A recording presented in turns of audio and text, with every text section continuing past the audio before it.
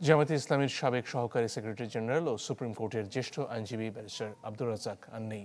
বিকেলে রাজধানীর ধানমন্ডিতে ইবনে সিনা হাসপাতালে মারা যান তিনি। তার মৃত্যুতে শোক জানিয়েছেন প্রধান উপদেষ্টা ডক্টর মোহাম্মদ ইউনূস, প্রধান বিচারপতি ডক্টর সৈয়দ রেফাত আহমদ ও জামায়াতের আমির ডক্টর শফিকুর রহমান। পরিচিত জনদের সাথে অনেকটা নিচু আওয়াজে কথা বলতেন ব্যারিস্টার আব্দুর রাজ্জাক। তবে প্রকাশভঙ্গিতে থাকতো ব্যক্তিত্ব আর আভিজাত্যের ছোঁয়া। মামলা শুনানিতে ক্লায়েন্টের পক্ষে যুক্তি স্থাপন করতেন গুছিয়ে। সে মুন্সিয়ানায় অভিভূত হতেন খোদ প্রতিপক্ষের আইনজীবীরাও। দীর্ঘ 4 দশকে অবস্থান তৈরি করে নিয়েছিলেন দেশের আইন অঙ্গনে। 21 টিভি, গোলাম আজমের নাগরিকত্ব, দেলাওয়ার হোসেন সাঈদীর এমপি পদ সহ আলোচিত বহু মামলায় জড়িয়ে আছেন খ্যাতিমান এই আইনজীবীর নাম। মানবতা বিরোধী অপরাধের বিচারে গঠিত আন্তর্জাতিক অপরাধ ট্রাইব্যুনালে জামায়াতের শীর্ষ নেতাদের প্রধান কৌশলী ছিলেন তিনি। তবে দেশ ছাড়তে বাধ্য হন 2013 সালে। গণঅভ্যুত্থানে শেখ হাসিনা সরকারের পতনের পর 11 বছর পর দেশে ফেরেন জামায়াতের সাবেক এই নেতা।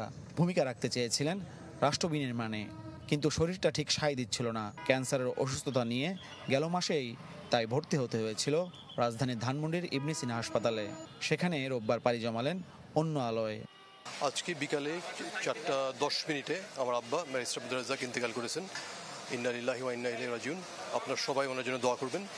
ব্যারিস্টার আব্দুর রাজ্জাকের মৃত্যুর খবর ছড়িয়ে পড়লে শোক নেমে আসে আইন অঙ্গনে। শেষবারের মতো তাকে দেখতে ছুটে যান রাজনীতিতে তার সহযোদ্ধারাও।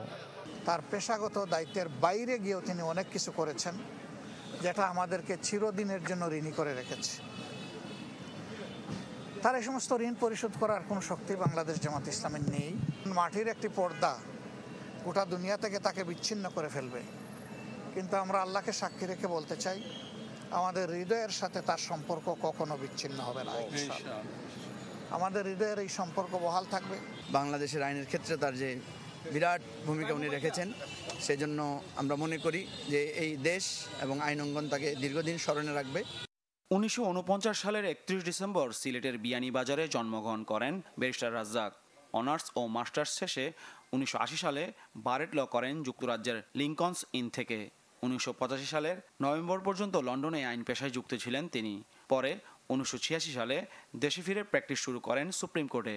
2002 সালে সুপ্রিম কোর্টের আপিল বিভাগের সিনিয়র আইনজীবী হন ব্যারিস্টার আব্দুর রাজ্জাক। মাহফুজ কামাল, চ্যানেল 24, ঢাকা।